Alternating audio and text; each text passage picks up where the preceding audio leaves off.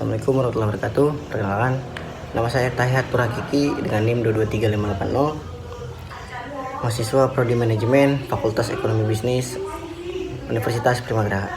Selamat datang di video saya hari ini. Kita akan membahas salah satu rahasia kesuksesan Google yang mungkin belum banyak diketahui orang. Sistem manajemen kinerja yang dikenal dengan nama OKR atau Objectives and Key Result.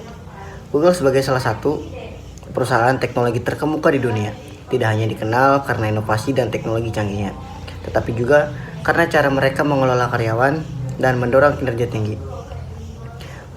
Mari kita selami lebih dalam tentang OKR dan bagaimana sistem ini dapat diterapkan oleh perusahaan-perusahaan di Banten. Yang pertama itu ada WAT atau apa itu OKR? OKR adalah singkatan dari Objectives and Key Results. Ini adalah sistem yang digunakan untuk menetapkan tujuan dan mengukur hasil yang dicapai. Diperkenalkan oleh John Doerr, seorang investor di Google. OKR terdiri dari dua komponen utama. Yang pertama itu ada objektif atau O. Ini adalah tujuan yang ingin dicapai yang bersifat inspiratif dan memotivasi. Misalnya menciptakan mesin pencari tercepat di dunia. Yang kedua ada Key Result atau KR. Ini adalah target terukur yang menunjukkan seberapa dekat kita dengan tujuan tersebut. Contohnya, reduksi waktu loading halaman sebesar 50% dalam 6 bulan. Dengan OKR, setiap karyawan di Google memiliki pemahaman yang jelas tentang bagaimana kontribusi mereka berperan dalam mencapai tujuan perusahaan. Yang kedua ada why atau alasan Google mengadopsi OKR. Kenapa Google memilih untuk mengadopsi sistem OKR? Ada beberapa alasan kuat. Pertama itu transparansi mutlak. Di Google OKR, seluruh perusahaan terbuka untuk semua karyawan. Ini menciptakan rasa saling percaya dan kolaborasi yang tinggi. Dan yang kedua, fokus pada dampak dengan menetapkan tujuan yang jelas. Karyawan dapat lebih fokus pada hasil yang ingin dicapai. Misalnya, tim Android pada tahun 2013 memiliki objektif untuk mendominasi pasar mobile. Dengan key result, mencapai 1 juta aktivitas per hari. Ini bukan hanya angka tetapi juga menunjukkan dampaknya dari pekerjaan mereka. Ketiga, fleksibilitas. OKR dievaluasi secara berkala. Biasanya setiap kuartal yang memungkinkan tim untuk beradaptasi dengan cepat terhadap perubahan yang terjadi di pasar. Where? Implementasi OKR di Google. Di mana OKR diterapkan? Jawabannya adalah di seluruh divisi dan tim di Google. Setiap level organisasi, dari manajemen, puncak hingga karyawan biasa, terlibat dalam proses penetapan OKR. Contohnya, di tingkat perusahaan, Google memiliki objektif tahunan seperti mengorganisir informasi dunia dan membuatnya dapat diakses dan berguna untuk semua orang. Di tingkat tim, misalnya di tim Gmail, mereka mungkin memiliki key result seperti meningkatkan jumlah pengguna aktif sebesar 20% dalam 1 tahun. Bahkan, setiap individu di Google memiliki OKR pribadi yang laras dengan tujuan tim dan perusahaan. Ini menciptakan rasa tanggung jawab dan kepemilikan yang tinggi di antara karyawan. Untuk when, siklus OKR di Google. Siklus OKR di Google sangat terstruktur. Proses ini biasanya berlangsung dalam beberapa tahap. Untuk yang tahap pertama, setiap kuartal OKR divisi diperbarui dan disesuaikan berdasarkan hasil kuartal sebelumnya. Untuk mingguan, tim melakukan pengecekan progres untuk memastikan mereka berada di jalur yang benar. Ini sering dilakukan dalam bentuk pertemuan singkat. Dalam bentuk pertemuan singkat, di mana setiap anggota tim melaporkan status OKR mereka. Untuk harian, diskusi 15 menit di dalam tim untuk memastikan semua orang selaras dan mendukung satu sama lain dalam mencapai tujuan. Contohnya, dari penerapan ini adalah tim Google Meet yang selama pandemi mempercepat pengembangan fitur baru dengan menetapkan OKR yang lebih sering, bahkan setiap 2 minggu. Pemeran kunci OKR. Siapa saja yang terlibat dalam proses OKR di Google? Penerapan OKR melibatkan berbagai pihak. Yang pertama itu adalah leadership, manajer, karyawan, atau investor. Yang pertama leadership. Para pemimpin perusahaan bertanggung jawab untuk memastikan bahwa OKR yang ditetapkan selaras dengan visi dan misi perusahaan. Manajer, mereka berperan dalam mentransasikan OKR perusahaan ke dalam OKR tim dan individu.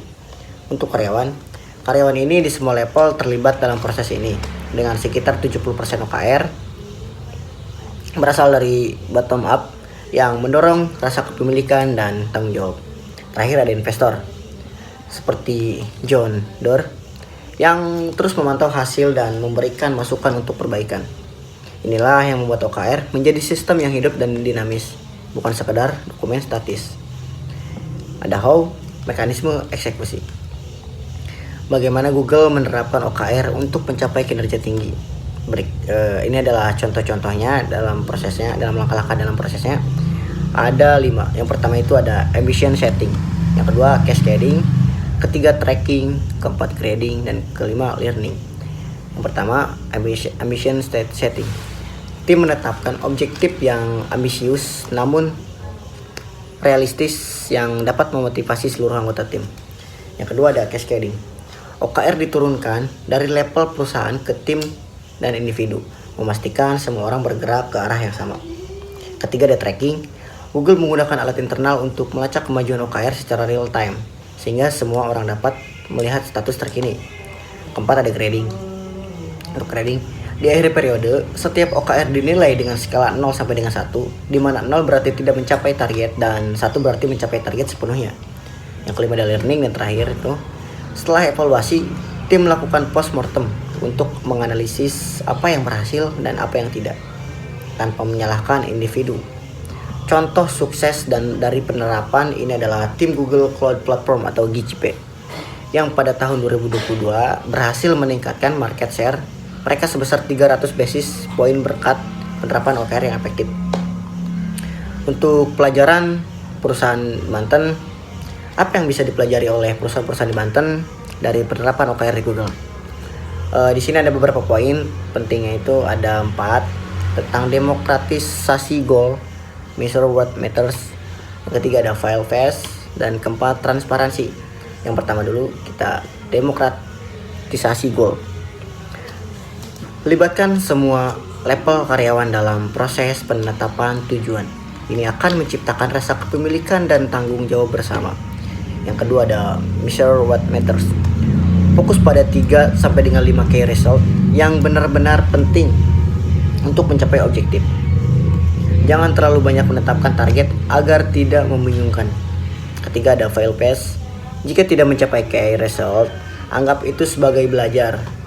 Setiap kegagalan adalah kesempatan untuk memperbaiki diri. Keempat terakhir itu ada transparansi.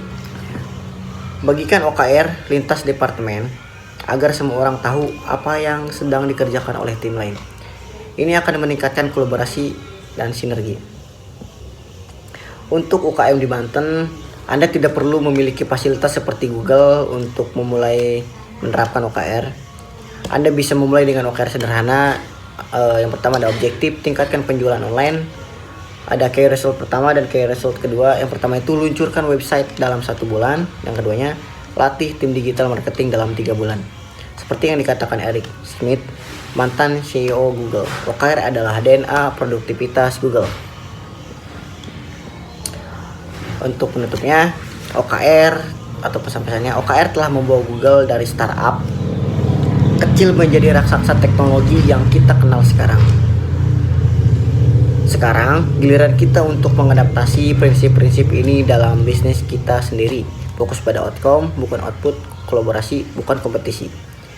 Bagi perusahaan Banten, tidak perlu fasilitas mewah untuk memulai menerapkan OKR. Yang dibutuhkan hanyalah keberanian untuk menetapkan tujuan besar dan eksekusi yang konsisten. Apakah Anda siap untuk memulai perjalanan OKR Anda hari ini? Mari kita ciptakan SDM berkinerja tinggi dan tingkatkan produktivitas perusahaan kita bersama-sama. Sekian, terima kasih dari saya.